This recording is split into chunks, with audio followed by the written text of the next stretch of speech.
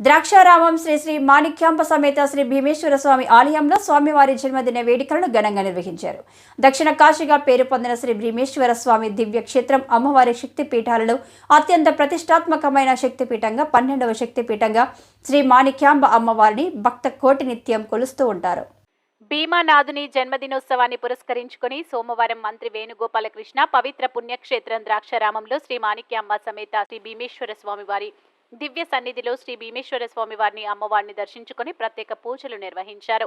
నంది వాహనదారుడైన దేవదేవుని పల్లకిని కొద్దిసేపు స్వయంగా భుజాలపై మోసి మంత్రి స్వామివారి పట్ల తన భక్తిని చాటుకున్నారు. మార్గశిర శుద్ధ చతుర్దశి రోజున స్వామివారు సూర్య ప్రతిష్ఠ జరిగిన రోజును పురస్కరించుకుని శ్రీ భీమనాథునికి 108 బిందెల ఆవు పాలు, 108 బిందెల పెరుగు, పంచద్రవ్యాలతో అభిషేకాలు నిర్వహించారు.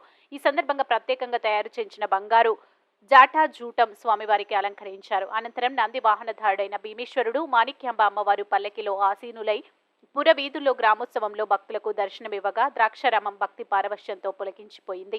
ఈ సందర్భంగా ఆలయ పురోహితులు పండిట్ ఇంద్రకంటి రామారావు శర్మ మాట్లాడుతూ స్వామివారి జన్మదినం రోజున దర్శించుకున్న ప్రతి ఒక్కరికి స్వామివారి దివ్య ఆశీస్సులు ఉంటాయని ఆయన అన్నారు.